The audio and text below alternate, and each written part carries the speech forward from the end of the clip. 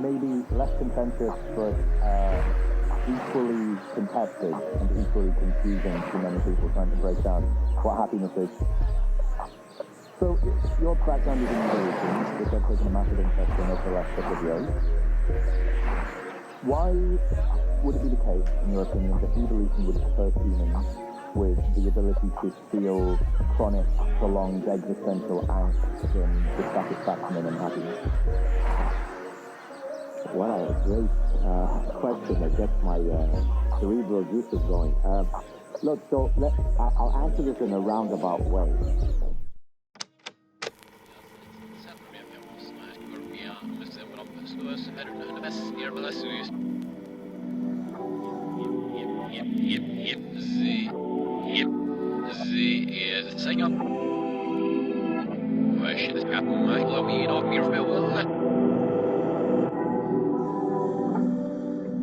Hello everybody, welcome back to the show.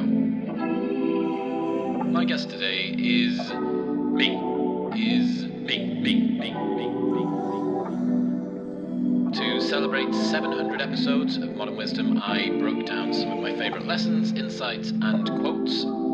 Ladies and gentlemen, please welcome the wise and very wonderful me. The wise, very wonderful me.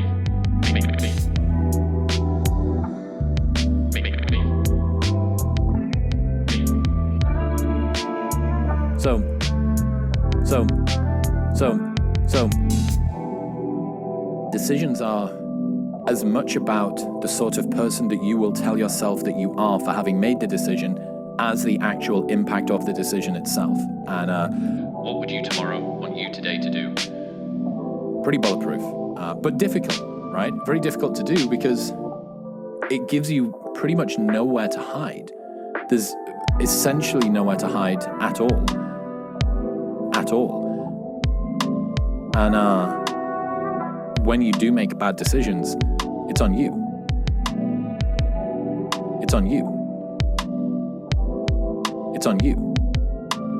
When you do make bad decisions, it's on you. Anyway, fear and ego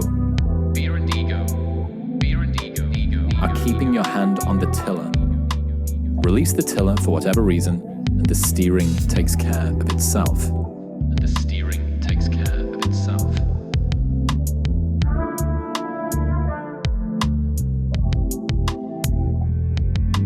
So, if you think about what life would be like if you didn't grip the tiller so hard. The tiller is the handle attached to the rudder on a boat. It's the thing that steers it. And just thinking about, life is chaotic and there is a swell or a storm coming, and you grip on harder. You try to wrangle control of your life more by applying more effort and pressure and cognitive horsepower. And it relates to something, probably my favorite ever video from Aubrey Marcus. So he stood on stage at the announcement of his New York Times best-selling book party, and he says, I spent so much of my life terrified of what I was going to become and whether I was going to be right here, right now.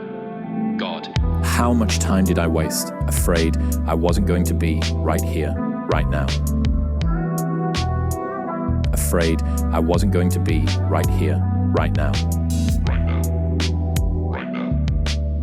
If I could change, the only thing I'd change about my whole life would be fearing less that I wouldn't get right here, the place I was going anyway.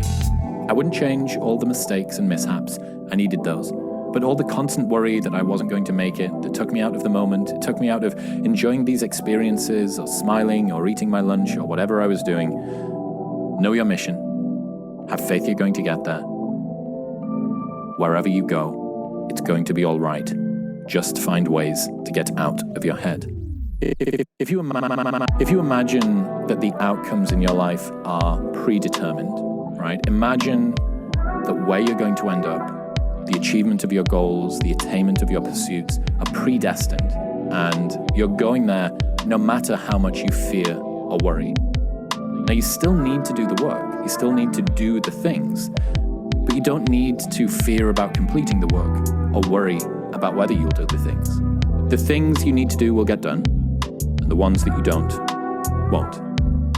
How differently would you experience life? You'd be able to just be, right? In the world, but not of the world. Doing the things, but not afraid of the things. According to Jed, he says, you observe events, and you allow the flow of things to do the steering, and you go where you go.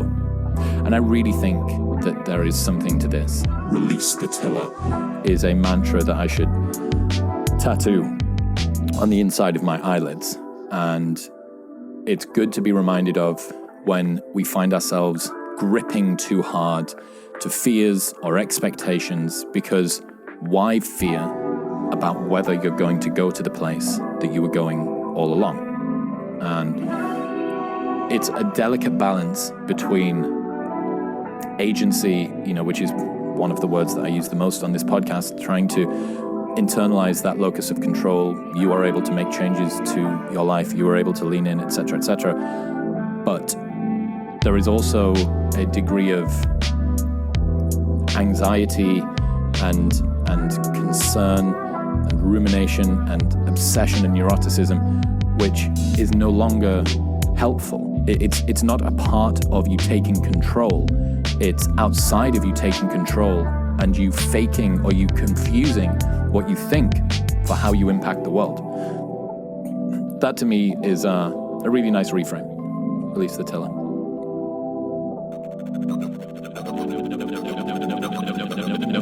Know your mission. Have faith you're going to get there. Wherever you go, it's going to be all right. Just find ways to get out of your head.